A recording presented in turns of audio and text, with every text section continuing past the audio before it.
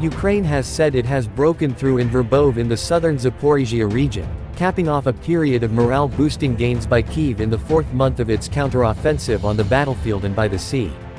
The general leading Ukraine's counteroffensive along the southern front line, Oleksandr Tarnavsky, told CNN that his forces had made a breakthrough in the strategically important town of Verbove in the Zaporizhzhia region. It lies east of Robotyne, which Ukraine said it had recaptured last month. Tarnavsky said on Friday that Ukrainian troops continue to advance further on the southern front. Kyiv's forces are said to have penetrated the first cordon of Russia's defenses, known as the Surovikin Line. This was built on the orders of General Sergey Surovikin, while he was in charge of Russian forces. CNN reported this week how Ukrainian forces were still 13 miles from the small city of Bakhmut. It is considered critical for Russia's defense of Melitopol, known as the gateway to Crimea. But Tarnavsky said that there will be a big breakthrough, which will happen after Bakhmut, and that at the moment, Russian forces were relying on the depth of their defensive line there. Tarnavsky's comments to CNN that it was important not to lose this initiative came on the same day as Ukraine claimed responsibility for a missile strike on Russian naval headquarters in Sevastopol, Crimea.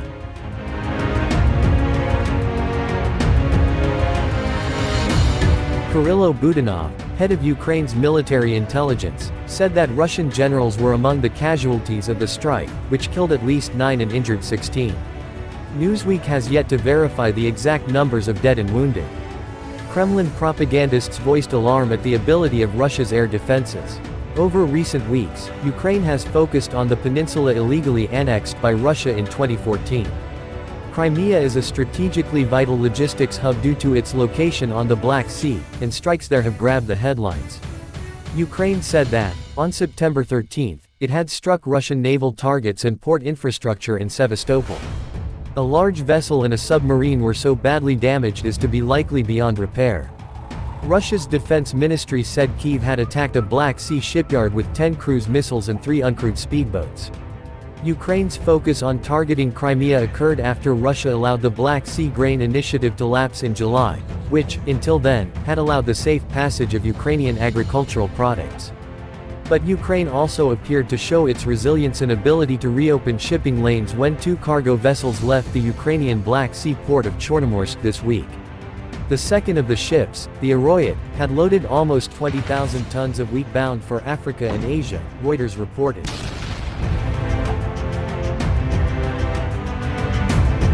Ukraine has successfully targeted over a dozen key points of Russian infrastructure throughout the Crimean Peninsula as Kyiv forges onward with its counteroffensive efforts to reclaim Moscow-occupied territory. According to a map compiled by the Institute for the Study of War (ISW), Ukraine has struck 13 Russian targets on the peninsula over the past 3 months. Kyiv launched its counteroffensive in early June, and has made slow but steady progress in reclaiming territory in the southern and eastern portions of the country.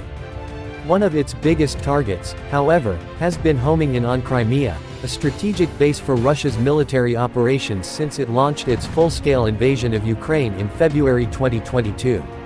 On Friday, the Ukrainian Armed Forces announced that it has successfully carried out a missile strike on Russia's Black Sea Fleet Command headquarters in Sevastopol, a city in southern Crimea. Chief of Ukrainian military intelligence Kirill Budanov told Voice of America that 9 people were killed and 16 injured in the attack, including some Russian generals. Russian officials had initially reported that 1 service member had died in the attack, but later retracted the statement to say the soldier was missing in action. The casualty list includes Russian Colonel General Oleksandr Romanchik, who Budanov reported was in a very serious condition. The Ukrainian intelligence officer also claimed that Russian Lieutenant General Oleg Sakov was reported unconscious after the strike. Newsweek could not independently verify Budanov's claims. The Russian Ministry of Defense has been contacted for comment.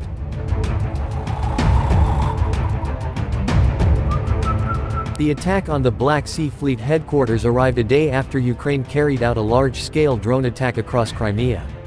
The Russian Defense Ministry reported that it stopped the strike and intercepted 19 drones that were headed for the settlements of Novofedorivka, Saki, Yevpatoria, Jankoy and Balaklava.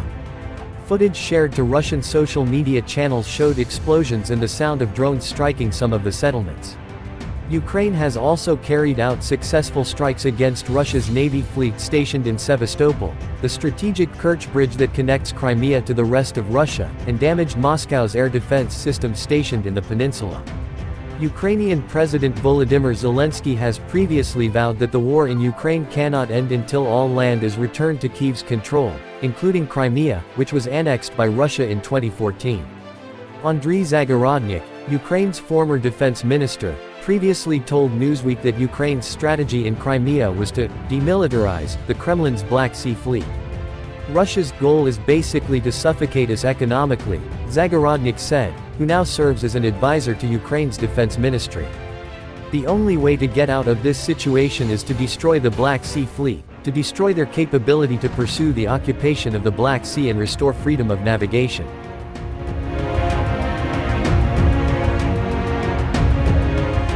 According to Russian officials, the United States' continued support of Ukraine puts the country directly at war with Moscow. You can call this whatever you want to call this, but they are directly at war with us. We can call this a hybrid war, but that doesn't change the reality, CNN reported. Russian Foreign Minister Sergey Lavrov said Saturday after being asked by a journalist when the U.S. will be considered to be directly involved in the conflict between Ukraine and Russia, as opposed to engaging in a proxy war. He added, "They are effectively engaged in hostilities with us, using the Ukrainians as fodder." Representatives for the United States Department of Defense, Ukraine's Ministry of Defense, and the government of the Russian Federation did not immediately respond to requests for comment from Insider. The U.S. has pledged over $100 billion in aid packages to Ukraine since Russia's full-scale invasion began last year, including more than $43.8 billion in security packages including equipment such as howitzers and artillery, Stinger anti-aircraft systems, and Abrams tanks. The General Staff of Ukraine's armed forces reported on September 23 that Russia had lost 275,460 troops in Ukraine since the beginning of its full-scale invasion on February 24 last year. This number includes 510 casualties Russian forces suffered just over the past day.